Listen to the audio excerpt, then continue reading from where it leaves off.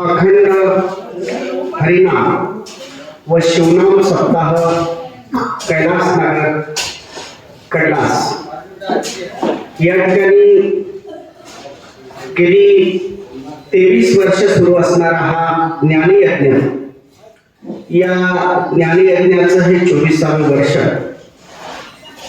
या सोहळ्यासाठी उपस्थित असलेले सर्व हरिभक्ती पारायण यांचा सर्वप्रथम मी वंदनयुक्त गौरव करतो. त्याचबरोबर आपल्या सर्वांच्या चरणाला स्पर्श करतो. प्रत्यक्षात शक्य नसेल का, परंतु मनानं भावनेनं आपल्या सर्वांना शिरसाष्टांग दंडवत करतो.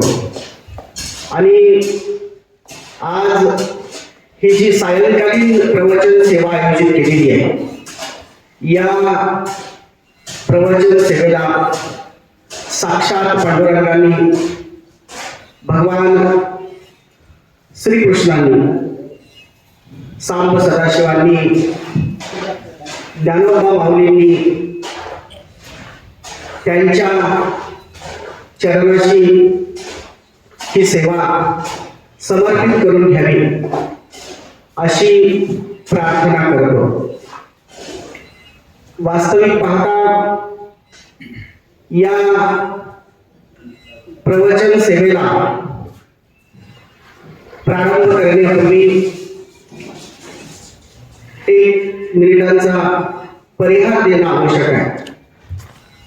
तो असा की या तालुक्यामध्ये आणि संबंधित जिल्हाभरामध्ये ज्यांची एक अध्यात्माची गोडी लावण्यासाठी ख्याती आहे, त्या डॉक्टर बिरा बनगर महाराज आणि आमचे अतिशय निर्मळ मनाचे सहकारी आप्पासाहेब बोलगे महाराज, या दोघांमुळे मला ही सेवा प्राप्त झाली.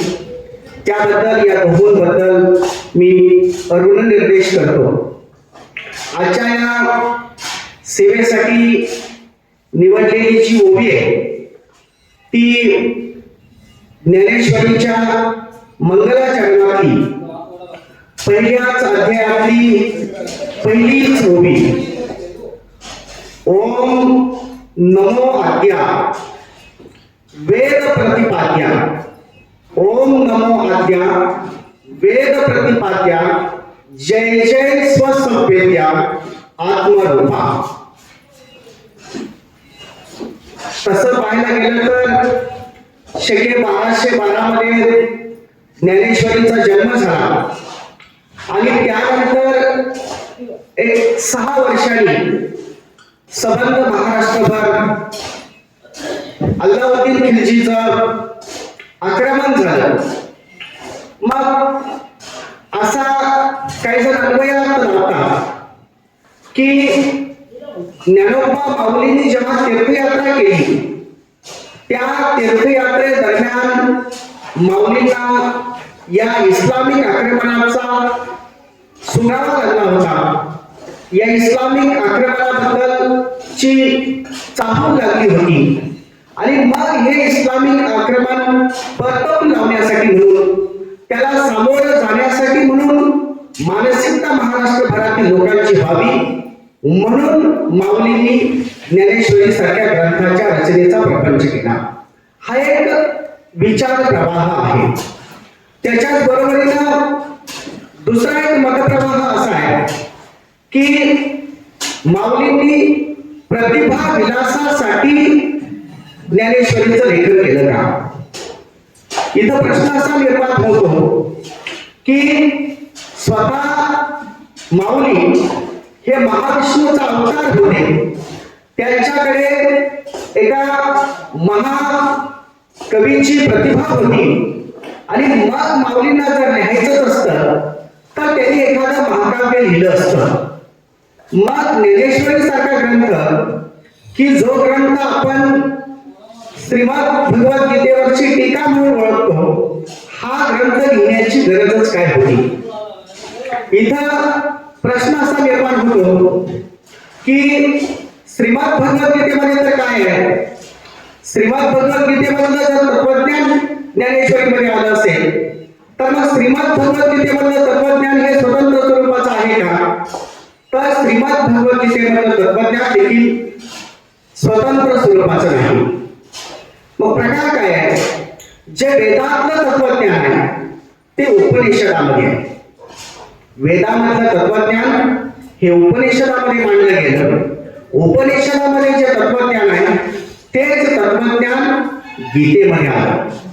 आणि गीतेमध्ये जे तत्वज्ञान आहे, जे संस्कृत भाषेमध्ये अडकलेलं होतं, जे बहुजन समाजापासून कोसो दूर होतं, ते तत्वज्ञान मराठी भाषेमध्ये, तत्कालीन प्राकृत भाषेमध्ये आणण्याचं आणि सर्वसामान्य माणसांना खुलं करण्याचं काम माऊलींनी केलं. याच्यासाठी ज्ञानेश्वरी लेखनाचा प्रपंच झाला. मग ज्ञानेश्वरीच्या लेखनाचा प्रपंच तसं पाहायला गेलं तर हे माऊलींच्यासाठी दुय्यम दर्जाचं काम होतं, तिय्यम दर्जाचं काम होतं. कारण माऊली हे स्वतः इतकी प्रतिभा लाभलेले कवी होते, संत होते. मग त्यांना स्वतः एखादा ग्रंथ लिहिता आला नसता का? तर त्याचं उत्तर असं आहे की गीतेच्या लेखनाला 6000 वर्ष झाली. गीतेच्या लेखनाला, गीता सांगून 6000 वर्ष झाली. 6000 वर्षापूर्वी गीता ज्या उद्देशानं लिहिली गेली होती तो उद्देश, किंवा ज्या उद्देशानं कुरुक्षेत्रावरती भगवान श्रीकृष्णांनी अर्जुनाला गीता सांगितली होती तो उद्देश तिथं संपला. मग काळानुरूप गीता वेगवेगळे अर्थ आज देखील प्रसवते. काळ जसा बदलत जातो तस तसे गीतेतून वेगवेगळे अर्थ पुढे येत आहेत. आणि मग अशा प्रतिभेचा ग्रंथ हा मूलस्थान मानून माऊलींनी ज्ञानेश्वरी लिहिली की जेणेकरून यातलं ज्ञान, यातलं तत्वज्ञान हे सर्वसामान्य माणसापर्यंत पोहोचलं पाहिजे. हा त्याचा एक उद्देश. दुसरा एक भाग असा आहे की माणसाला जर मोक्षापर्यंत जायचं असेल तर मोक्षापर्यंत जाण्यासाठी ज्ञानाची गरज असते. आणि हे ज्ञान जर संस्कृत भाषेत अडकून पडलं असेल तर ते ज्ञान सर्वसामान्य माणसापर्यंत पोहोचणार कधी, आणि मग त्या माणसाला मोक्ष प्राप्त होणार कधी? त्या माणसाला मोक्ष प्राप्त होण्यासाठी, त्या माणसापर्यंत ज्ञान पोहोचण्यासाठी म्हणून माऊलींनी हा प्रपंच केला. याच्यासाठी ज्ञानेश्वरीचं लेखन झालं. आज आपण ज्या ओवीवरती सर्वजण मिळून चिंतन करणार आहोत ती ओवी मंगल चरणातली पहिली अध्यायातली पहिलीच ओवी आहे की ओम नमो आज्ञा, ओम नमोची आज्ञा. आता इथं ओम जे अक्षर आहे ते जर तुम्ही बारकाईनं पाहिलं तर त्या अक्षरामध्ये तुम्हाला गणपतीचे 2 पाय दिसतील. ते अक्षर जर तुम्ही बारकाईनं पाहिलं तर त्याच्यामध्ये तुम्हाला गणपतीची सोंड पण दिसते. आणि तेच अक्षर जर तुम्ही बारकाईनं पाहिलं तर त्याच्यामध्ये तुम्हाला गणपतीचं मस्तक पण दिसतं. ओम शब्दानं माऊली या एवढ्या मोठ्या ग्रंथाची सुरुवात करतात. याचा अर्थ इथं सुरुवातीलाच ते गणपतीची आराधना करतात. याच्यामध्ये वेगवेगळी मतमतांतर असू शकतात की खरंच त्या गणपतीचा उल्लेख झालाय किंवा न झालाय, पुढे आपण त्याच्याबद्दल विस्ताराने बोलू. पण त्याच्या पुढे जाऊन लिहिलंय ओम नमोची आज्ञा. नमोजी, आवोजी, बैठोजी, बोलोजी. ज्या वेळेस आपल्याला समोरच्या व्यक्तीबद्दल आदर व्यक्त करायचा असतो त्यावेळेस आपण जी म्हणतो. इथं माऊलींनी जी असा प्रयोग केला आणि त्याच्याबरोबर नमो म्हणतात, म्हणजे ते नमस्कार करतात, नमन करतात. आता हा जो नमस्कार आहे इथं मी गणपतीचा जरी उल्लेख केला असला तरी वास्तविक पाहता गणपती हे बुद्धीचं दैवत आहे.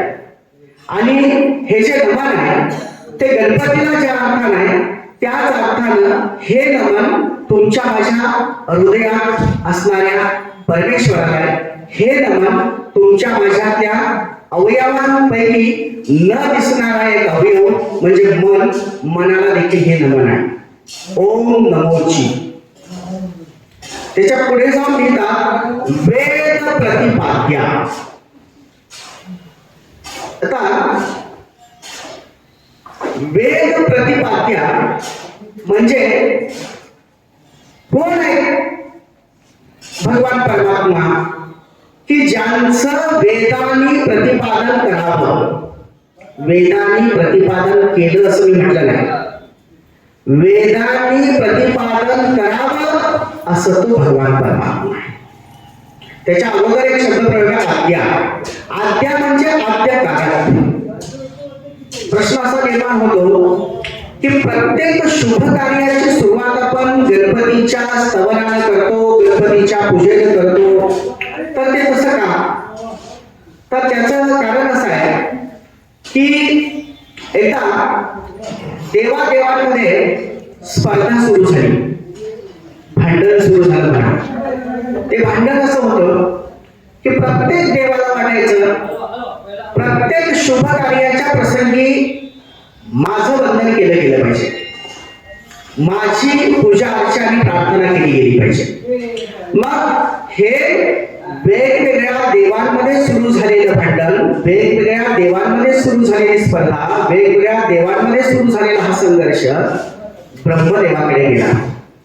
आणि जेव्हा हा संघर्ष ब्रह्मदेवाकडे गेला त्यावेळेला ब्रह्मदेवांनी सरळ सरळ त्यांच्यासाठी एक, ज्याला इंग्लिशमध्ये क्रायटेरिया म्हणतो, निकष दिला की ठीक आहे, तुमच्यापैकी कुणाची पूजा ही शुभप्रसंगी पहिल्यांदा व्हावी हे ठरवता येईल. पण त्याच्यासाठी एकच निकष आहे की तुम्ही जगभ्रमंती करून यायची. आणि ही जगभ्रमंती करून पहिल्यांदा जो माझ्यापर्यंत पोहोचेल त्याची पूजा पहिल्यांदा. मग भगवान विष्णू गरुडावर बसून निघाले जगभ्रमंतीला. भगवान शंकर नंदीवर बसून निघाले जगभ्रमंतीला. आणि गणपती कशावर बसून जगभ्रमंतीला जाणार? गणपती जगभ्रमंतीला निघालेच नाही. गणपतींनी जिथं ते उभे होते त्या ठिकाणी फक्त राम असं लिहिलं. ज्या जागेवरती गणपती उभे होते त्या ठिकाणी त्यांनी फक्त राम असं लिहिलं. आणि त्यांनी राम या नावाला फक्त प्रदक्षिणा घातली आणि परमेश्वरासमोर ब्रह्मदेवासमोर उभे राहिले. सर्वात आधी गणपतीची प्रदक्षिणा पूर्ण झाली. कारण राम नावाला प्रदक्षिणा ही पृथ्वी प्रदक्षिणा मानली जाते असं शास्त्रात नोंदवले गेले. साहजिकच ब्रह्मदेवाने सर्व देवांना सांगून टाकलं की शुभ प्रसंगी पहिली पूजा, पहिली आराधना जी होईल ती गणपतीची. तर गणपतीची आराधना का केली जाते त्याच्याबद्दल दुसरा एक असा प्रसंग सांगितला जातो. तो असा की आपल्या सर्वांना समुद्र मंथनाचा किस्सा माहिती आहे. आणि मग हा समुद्र मंथनाचा जो किस्सा आहे त्यामध्ये पर्वताची रवी केली, त्याच्यासाठी एक दोरी पण बनवली गेली. आणि जसं ताक बनवण्याची प्रक्रिया असते, ताक बनवण्यासाठी ते दही जसं उसळलं जातं त्या पद्धतीनं समुद्रामध्ये मंथन सुरू झालं. एका बाजूला देव होते, दुसऱ्या बाजूला दानव होते. प्रचंड असा संघर्ष सुरू झाला. पण प्रकार असा झाला, ज्या पर्वताची त्यांनी रवी बनवली होती तो पर्वत खाली टेकायला लागला, म्हणजे समुद्राच्या तळाशी टेकायला लागला. मग समुद्राच्या तळाशी जर तो पर्वत टेकायला लागला तर साधं गणित आहे. रवी जर दह्याच्या पात्राच्या तळाशी टेकायला लागली तर दुसरं होईल का? नाही. त्या पद्धतीनं तो पर्वत त्या समुद्राच्या तळाशी टेकायला लागल्यामुळं घुसळण होईल असं झालं. समुद्र मंथन यशस्वी होईन असं झालं. देवांनी ही गोष्ट ब्रह्मदेवाच्या कानावरती घडली. मग ब्रह्मदेवांनी सर्व देवांना विचारलं की तुम्ही गणपतीची आराधना केली का? गणपतीची पूजा करून तुम्ही समुद्र मंथनाला सुरुवात केली का? त्यावेळेस सर्व देवांनी एका गोष्टीची कबुली दिली की नाही, आम्ही गणपतीची पूजा केली नाही.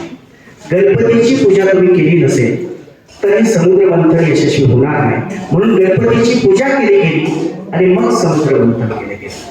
अशा काही कथांमधून आपल्या लक्षात येतं की गणपतीचं प्रत्येक शुभ प्रसंगी नाव घेतलं जातं. प्रत्येक शुभ कार्याला सुरुवात करताना गणेशाची आराधना केली जाते आणि त्याचाच हा भाग म्हणून माऊली देखील आपल्या एवढ्या मोठ्या ग्रंथाला सुरुवात करत असताना पहिल्या अध्यायाच्या पहिल्याच ओळीत लिहितात की ओम नमोची आद्या. आता इथं आद्या जे म्हटलेलं आहे ते सर्व गोष्टींचं अधिकारक तुम्ही आहात. निर्गुण निराकार असणारा परमेश्वर, त्या परमेश्वराची आराधना, त्या परमेश्वराची याचना या ठिकाणी माऊली करतायत. कारण एवढं मोठं ग्रंथ कर्तृत्व करत असताना त्याच्यामध्ये विघ्न येऊ नये, ते काम अर्धवट राहू नये, ते काम मध्येच थांबू नये, ते काम शेवटापर्यंत जावं, ते काम यशस्वी व्हावं, यासाठीच हे लेखन आहे. त्याच्या पुढे जाऊन लिहिले की वेद प्रतिपाद्या. बऱ्याच वेळेस असं असतं की कुणी आपल्याला काही सांगितलं तर ते कधीतरी आपल्याला खरं वाटत नाही, पण तेच जर अमुक एकानं प्रतिपादन केलेलं आहे असं सांगितलं तर आपण ते खरं करतो. मी आपल्याकडे किती बर बर बर बर बर बर बोलत राहिलो तर माझ्या बोलण्याला अर्थ नाही, पण मी जर ज्ञानेश्वरीचा दाखला देऊन सांगायला लागलो, ज्ञानेश्वरीच्या 17व्या अध्यायामध्ये 2 ओव्या आहेत. परिस्मृती स्मृतीचे अर्थ, परिस्मृती स्मृतीचे अर्थ, जे आपण होऊन मूर्त अनुष्ठाने जगा देत वडीलचे तयांची आचरिता पावले, पावली सात्विक श्रद्धा चाले, तो तेच फळ ठेविले ऐसे नाही. माझ्या बोलण्याला वजन प्राप्त झालं कारण मी ज्ञानेश्वरीचा संदर्भ दिला. तुका म्हणे असं मी म्हटलं की माझ्या बोलण्याला वजन प्राप्त होतं, अर्थ प्राप्त होतो, समोरच्याचा विश्वास बसायला ते अधिक सुलभ झालं. त्या पद्धतीनं माऊली इथे लिहिला की वेद प्रतिपाद्या, म्हणजे वेदांनी देखील ज्याचं प्रतिपादन करावं असा तो परमेश्वर. वास्तविक पाहता वेदांची निर्मिती तर कुणी केली? तर असं म्हणतात की वेद हे अपौरुषेय आहेत. वेद हे अपौरुषेय आहेत याचा अर्थ वेदांची निर्मिती अमुक एका व्यक्तीकडून झाली असं नाही. मग वेदांची निर्मिती कुणाकडून झाली? कारण असं म्हणतात की ब्रह्म सत्य जगत मिथ्या. काळजीपूर्वक आहे का? ब्रह्म सत्य जगत मिथ्या याचा अर्थ ब्रह्म हे सत्य आहे आणि उर्वरित जे जग आहे ते खोटं आहे. माऊलींना ही गोष्ट बिलकुल मान्य नव्हती. कारण माऊलींचं असं मत होतं की सूर्य जर खरा असेल तर सूर्यप्रकाश देखील खराच असला पाहिजे. सूर्य खरा आणि सूर्यप्रकाश खोटा असं जर कुणी म्हणत असेल तर ते मान्य करायला माऊली तयार नव्हते. आणि म्हणून त्यांनी ईश्वर जर खरा असेल तर ही जगाची जी निर्मिती आहे, ईश्वर जर खरा असेल तर मग ती वेदांची निर्मिती असू द्या, मग तो ऋग्वेद असू द्या, यजुर्वेद असू द्या, अथर्ववेद असू द्या, सामवेद असू द्या, कोणताही वेद असू द्या, हे सगळंच खरं आहे असं माऊलींचं मत होतं. आणि तेच सर्वसामान्य माणसापर्यंत पोहोचवण्यासाठीचा त्यांचा हा सगळा प्रयास. इथं ते लिहितात की वेद प्रतिपाद्या, म्हणजे परमेश्वर आहे तर कसा? बऱ्याच वेळेस असं होतं की आम्हाला या डोळ्यांना जे दिसतंय त्याच्यावरती आम्ही विश्वास ठेवतो आणि डोळ्यांना जे दिसत नाही ना त्याच्यावरती आम्ही विश्वास ठेवत नाही. एक साधं उदाहरण आपल्याकडे आहे की दूध आहे, दुधात तूप असतं, पण दुधात पाहिल्यानंतर तूप दिसतं का?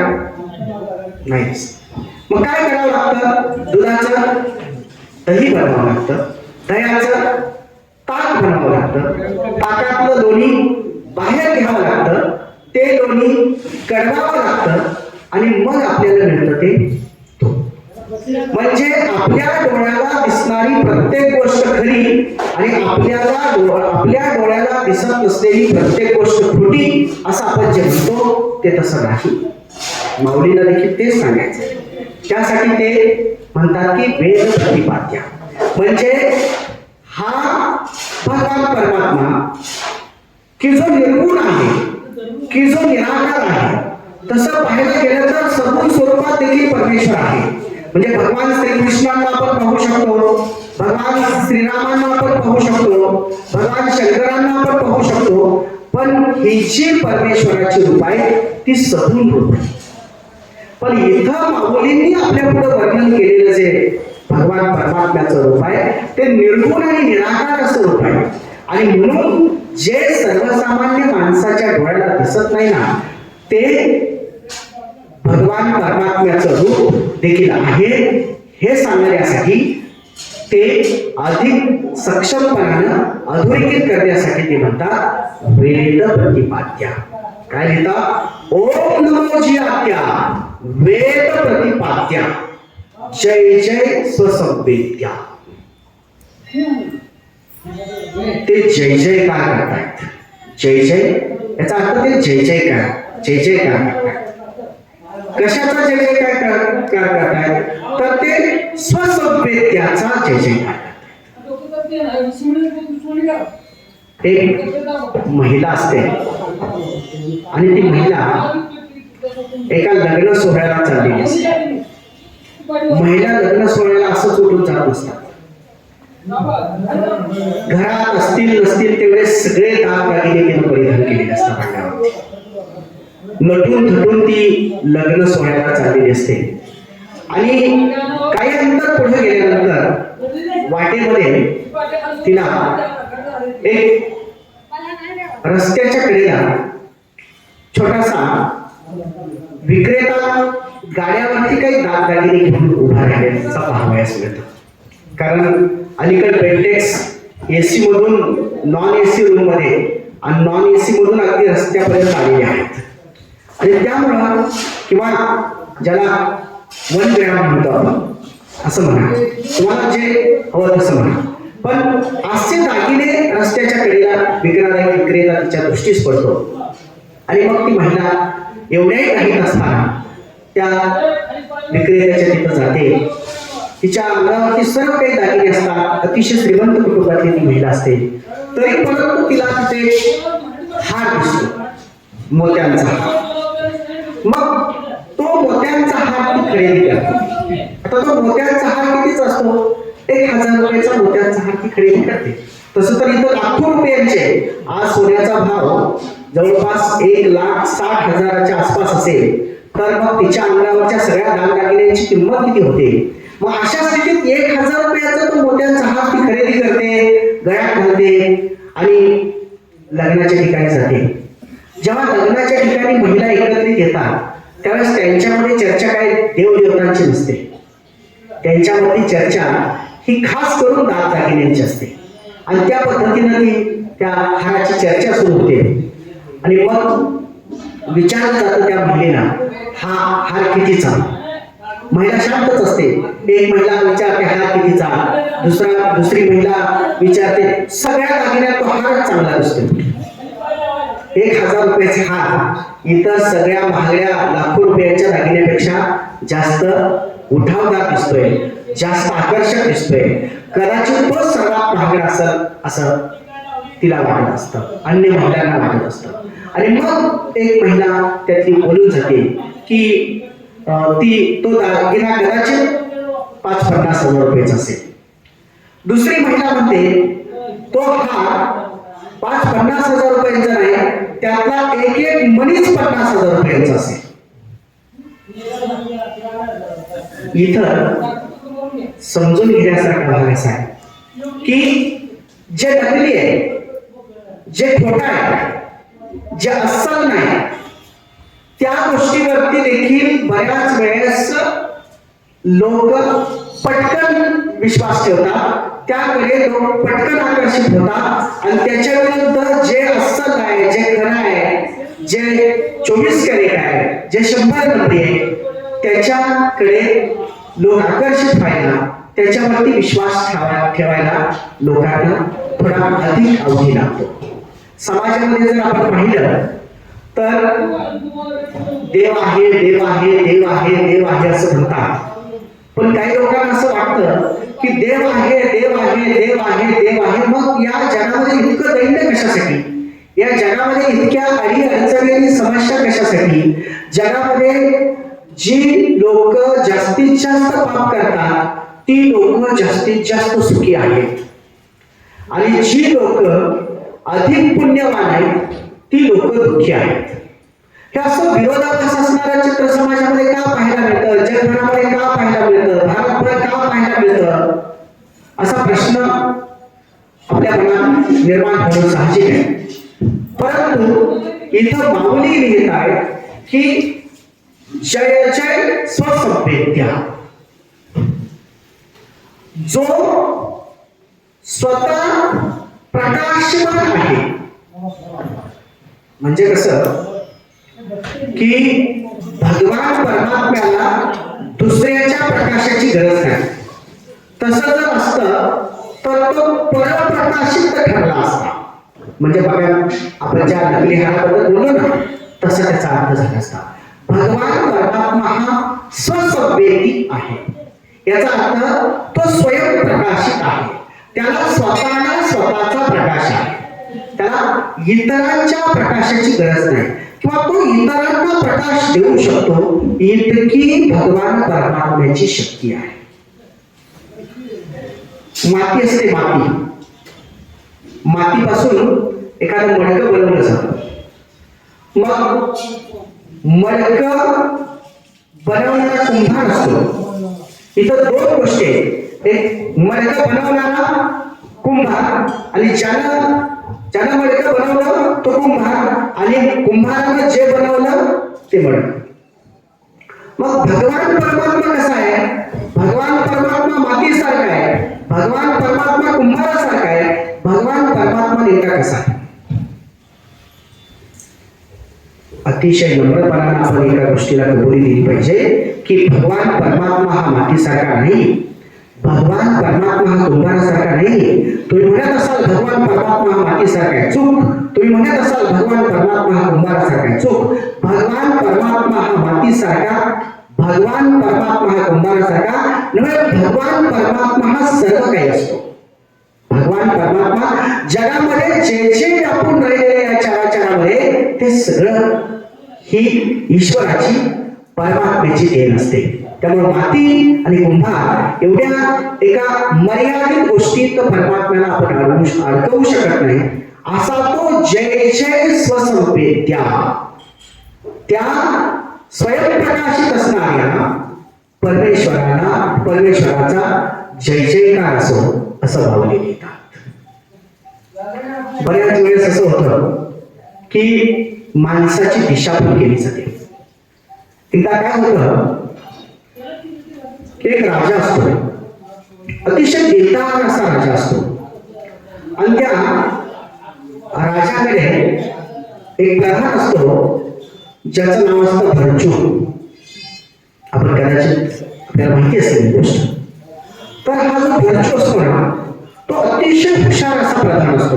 म्हणजे अकबर आणि बिरबल आपल्याला माहिती आहे, तसाच एक राजा आणि त्याचा प्रधान भरचू. पण चांगल्या माणसाला शत्रूंची संख्या जास्त असते, चांगल्या माणसाला विरोधकांची संख्या जास्त असते. त्या पद्धतीनं भरचूला पण विरोधक तयार व्हायला लागले असतात, एका पाठोपाठ एक, एका पाठोपाठ एक, एका पाठोपाठ एक असे. आणि त्या एका विरोधकाला असं वाटतं की भरचू या साम्राज्याचा, या राज्याचा प्रधान म्हणून काम करतोय. मी काय या राज्याचा प्रधान असू नये, मी काय या साम्राज्याचा प्रधान असू नये, असं एका व्यक्तीला वाटत राहतं. तो विचार त्याच्या मनात घोळत राहतो आणि तो विचार पुढे जाऊन एका अतिशय विक्षिप्त अशा कृतीत रूपांतरित होतो. ती कृती काय आहे? तर ती व्यक्ती गावामध्ये काही लोकांचं भांडण लावते. बघा, ज्या व्यक्तीला वाटत असतं की भरचूच्या जागी आपण प्रधान असलं पाहिजे, ती व्यक्ती गावामध्ये लोकांचं भांडण लावते. आणि ते भांडण जे लावलेलं असतं, ज्यांच्यामध्ये ते भांडण लावलेलं असतं, त्या लोकांना त्या व्यक्तीने सांगितलेलं असतं की हे भांडण सोडवण्यासाठी मी भरचूला पाठवतो.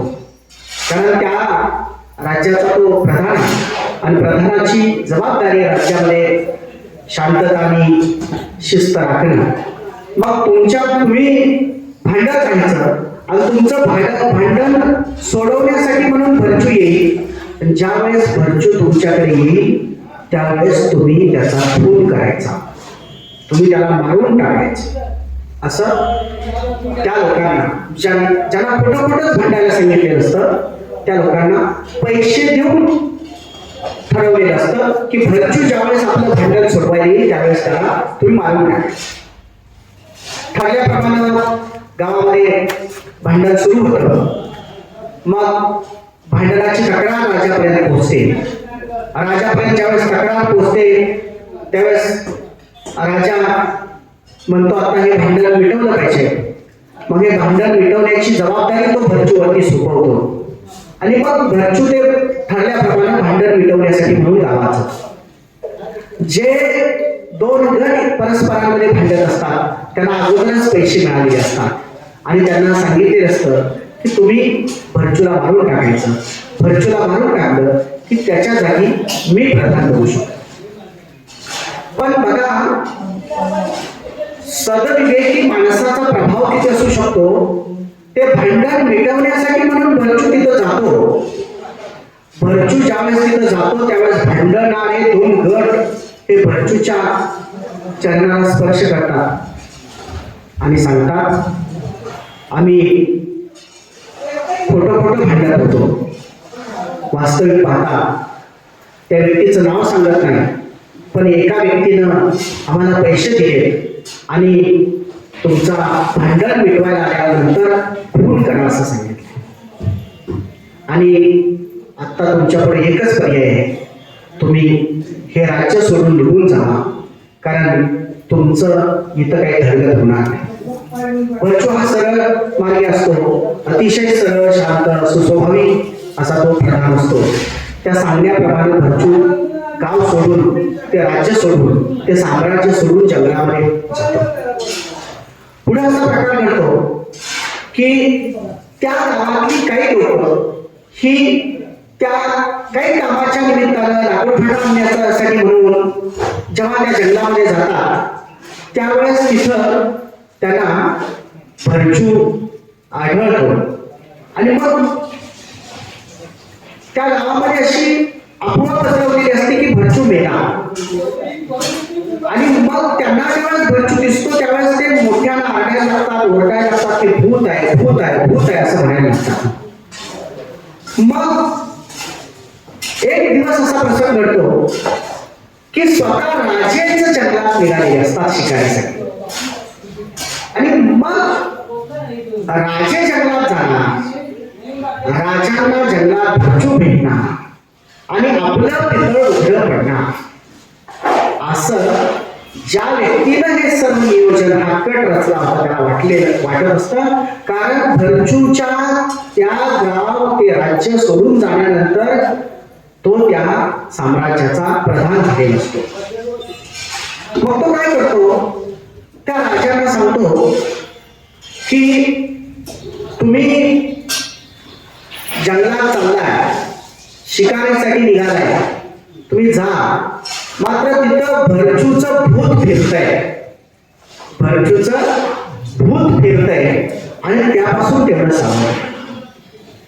मग आता राजे जंगलात जाणार. राजे जंगलात गेल्यानंतर तिथं त्यांना भरचू जरी दिसला तरी ते भरचूची गाठभेट घेणार नाही. ते भरचूकडे फिरकणारच नाही, भरचूला बोलणार नाही, भरचूची विचारपूस करणार नाही, ते थेट तिथून परत येणार.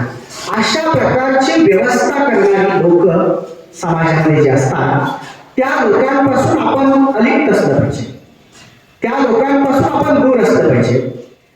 आणि म्हणून माऊलींनी इथं जो शब्द प्रयोग केला आहे की जय जय स्वसंवेद्या, म्हणजे जो स्वयंप्रकाशित आहे, जो खरा आहे, जो चुकीचं खोटं नाटक कट असं काहीतरी तुमच्याकडे भरवण्याचं काम करत नाही, त्याचा जय जयकार.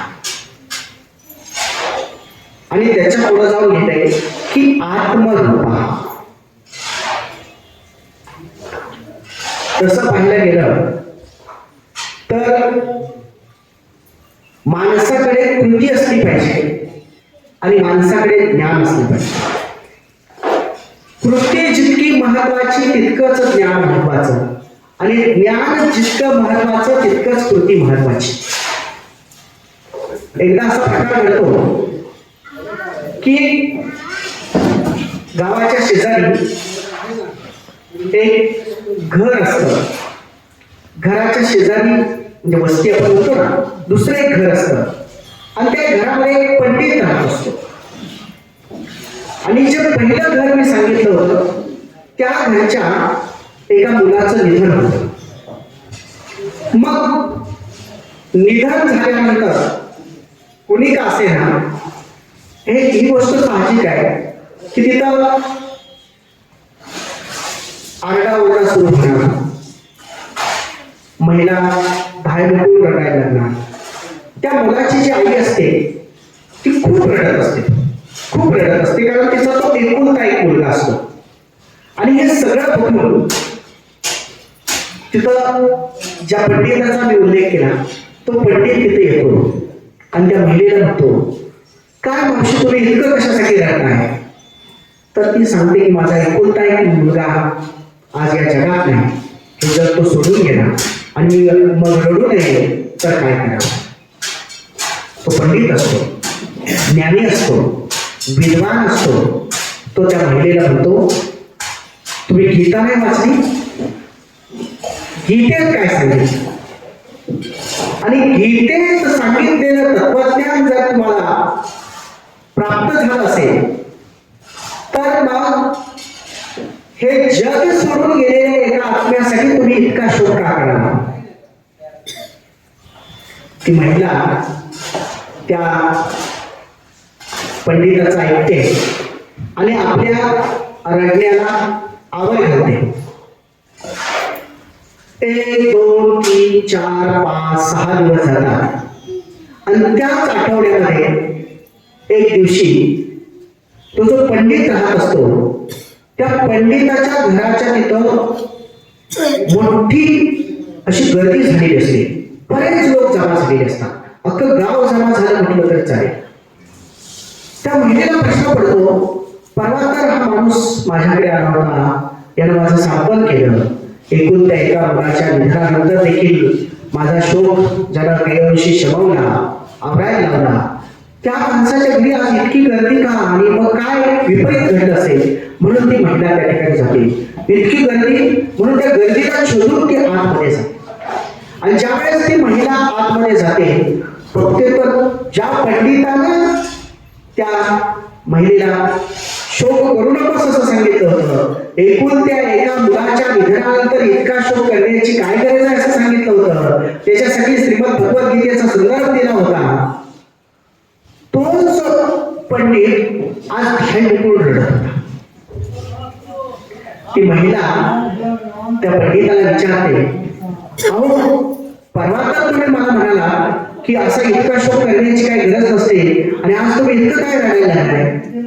त्यावेळेस तो पंडित म्हणतो की मी परवा तुम्हाला शोक करू नका असं सांगितलं, कारण तुमचा एकुलता एक मुलगा मेला होता. आज मी मोठ्या प्रमाणावरती रडतोय कारण माझी एकुलती एक शेळी गेली. आता याची शेळी गेली म्हणून हा मोठमोठ्याने रडतो, गाव गोळा करतो आणि त्या पेढेचा एकुलता एक मुलगा मेला तर तिला रडू नको असं सांगतो. याचा अर्थ त्याच्याकडे ज्ञान आहे का? आहे, ज्ञान आहे, पण ज्ञानाप्रमाणे कृती नाही. ज्ञानाप्रमाणे कृती जर होत नसेल तर ते ज्ञान काही कामाचं ठरत नाही. आणि म्हणून जसं तुमचं ज्ञान तशी तुमची कृती असली पाहिजे. बोले तैसा चाले त्याची वर्तावी पावते असते. माऊली लिहिताय की ओम नमोची आज्ञा, ओम नमोची आज्ञा वेद प्रतिपाद्या, जय जय स्वसभ्यत्या आत्मरूप. हे सगळं जे आहे ना ते आत्मरूप आहे. म्हणजे परमेश्वर कुठं राहतो? परमेश्वराचा मुक्काम पृष्ठ काय आहे? परमेश्वर या मंदिरात राहतो, त्या मंदिरात राहतो, रस्त्यात सापडतो, बगीच्यामध्ये सापडतो. परमेश्वर असतो कुठं? परमेश्वर हा प्रत्येकाच्या अंतःकरणामध्ये आहे. परमेश्वर हा प्रत्येकाच्या हृदयामध्ये आहे. परमेश्वर हा प्रत्येकामध्ये बसलेला आहे.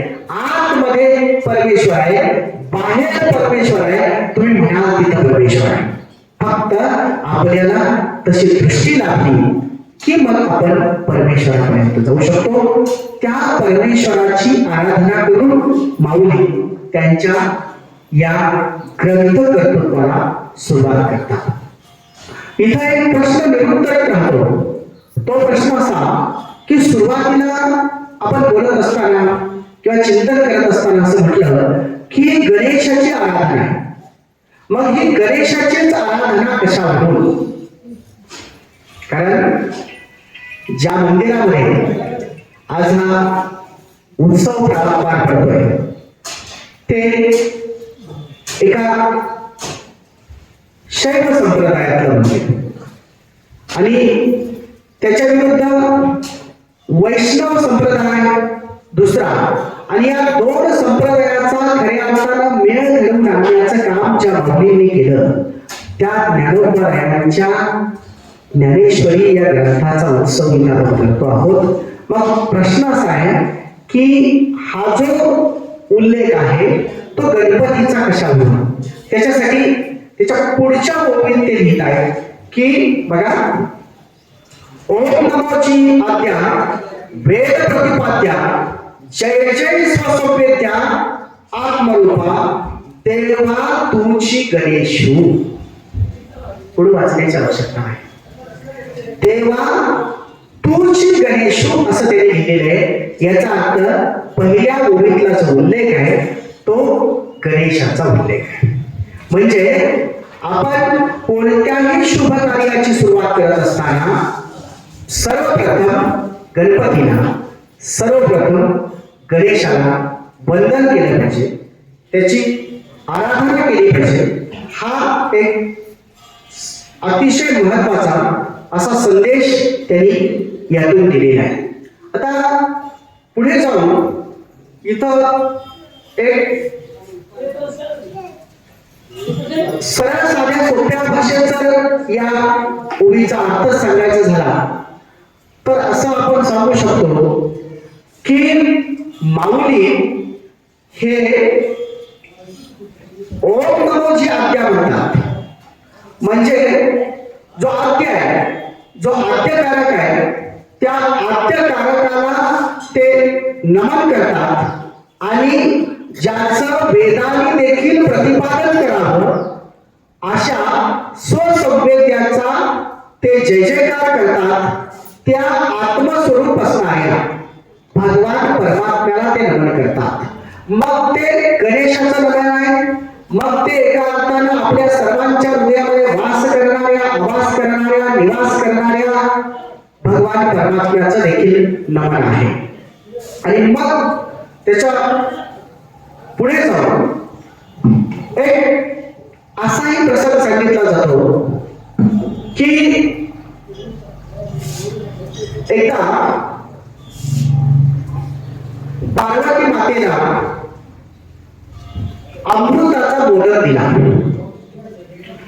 आणि मग आईला जे जे मिळतं ते आई कुणाला देते? मुलाला. मग पार्वती मातेला आता हा मोदक जो आहे अमृताचा मोदक तो एकतर स्कंद गणपतीचा भाऊ स्कंद याला द्यायला पाहिजे किंवा गणेशाला द्यायला पाहिजे. प्रश्न पडतो की आता हा मोदक कुणाला द्यायचा?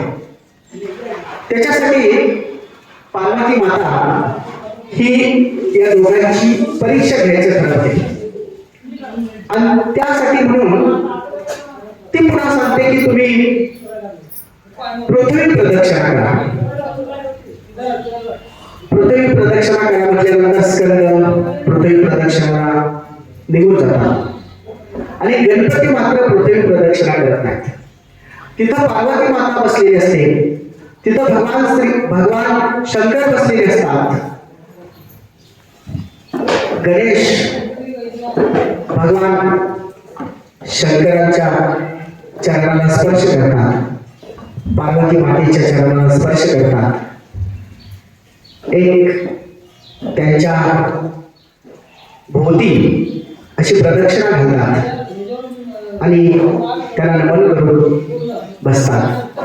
मग पार्वती माता तो जो अमृताचा मोदक असतो तो अमृताचा मोदक त्या गणरायाला देऊ करते आणि म्हणून देखील जे जे शुभ असेल, जे जे मंगल असेल, जे जे उदात्त असेल, जे जे विशाल असेल, जे जे दिव्य असेल, जे जे भव्य असेल, अशा सगळ्या कार्याची अशा सगळ्या गोष्टींची सुरुवात करत असताना गणेशाची आराधना केली जाते. याच सूत्राप्रमाणे महाविष्णूचा अवतार असताना देखील ज्ञानोपाय माऊली हे गणेशाची आराधना करायला मान्य करतात. काही जणांच्या मनात असाही प्रश्न निर्माण होऊ शकतो की माऊलींना गणेशाची आराधना करणं आवश्यक आहे का? याचं उत्तर नाही. तसं पाहायला गेलं तर माऊलींना गणेशाची आराधना करण्याची आवश्यकता नाही. मग माऊलींनी गणेशाची आराधना का केली? त्याचं उत्तर असं आहे की माऊली हे शास्त्र मानणाऱ्यांपैकी होते. कारण ज्या वेळेला माऊलींना शुद्धीपत्र आणण्यासाठी जायची मिळाली होती त्यावेळेस दस्तूरकृत निवृत्तीनाथांनी देखील त्याला विरोध केला होता. कारण त्यांचं असं मत होतं की आत्मा हा शुद्धच असतो, आपण सगळे शुद्धच आहोत, मग आपल्याला शुद्धीपत्राची गरज काय? आपल्याला निवृत्ती ज्ञानदेव सोपान मुक्ताई याच्याबद्दलच्या अनेक गोष्टी माहीत आहेत की ज्ञानोबायांकडे जर अतिशय समाजातली ही सगळी विदारक स्थिती बघून त्याला मनस्ताप व्हायला लागला तर ते झोपडीचं दार बंद करून आतमध्ये बसतात आणि मग बाहेरून मुक्ताई त्यांना हाका मारायला लागते. तरी देखील ज्ञानोबाया त्या झोपडीचा दरवाजा उघडायला, त्याला ताटी म्हणतो ना, ताटी उघडायला तयार होत नाही. त्यावेळेस मुक्ताईनं जे अभंग लिहिले ते ताटीचे अभंग म्हणून प्रसिद्ध आहे. ताटी उघडा ज्ञानेश्वर. इथं शुद्धीपत्राबद्दल बोलत असताना दस्तूरकृत निवृत्तीनाथांनी देखील सांगितलं की आपल्याला शुद्धीपत्राची गरज नाही. परंतु माऊली म्हणतात की आपण शुद्ध असू, आपण अशुद्ध असू, परंतु आपण शास्त्राप्रमाणे चाललं पाहिजे. माऊली हे शास्त्र मानणारे होते, शास्त्राप्रमाणे चालणारे होते, म्हणून ते शुद्धीपत्र आणायला गेले. हे जसं आपण पाहिलं तसंच माऊली हे शास्त्र मानणारे होते, शास्त्राप्रमाणे चालणारे होते, म्हणून माऊलींनी या ठिकाणी गणेशाची आराधना केली आहे. अगदी सुरुवातीला पहिल्याच ओळीमध्ये आणि त्याच्यासाठी ते लिहितात, ओम नमोची आज्ञा वेद प्रतिपाद्या जय जय स्वसभ्यत्या आत्मरूपा. झालेली ही प्रवचन रूपी सेवा भगवान परमात्म्याच्या, भगवान पांडुरंगाच्या, ज्ञानेश्वर माऊलींच्या आणि भगवान शंकराच्या चरणी अर्पण करतो. बोला पुंडलिक विठ्ठल श्री ज्ञानदेव तुकाराम पंढरीनाथ भगवान की जय. माऊली ज्ञानेश्वर महाराज की जय. जगद्गुरु तुकाराम महाराज की जय. शांती ब्रह्म एकनाथ महाराज की जय. सब संतांची जय.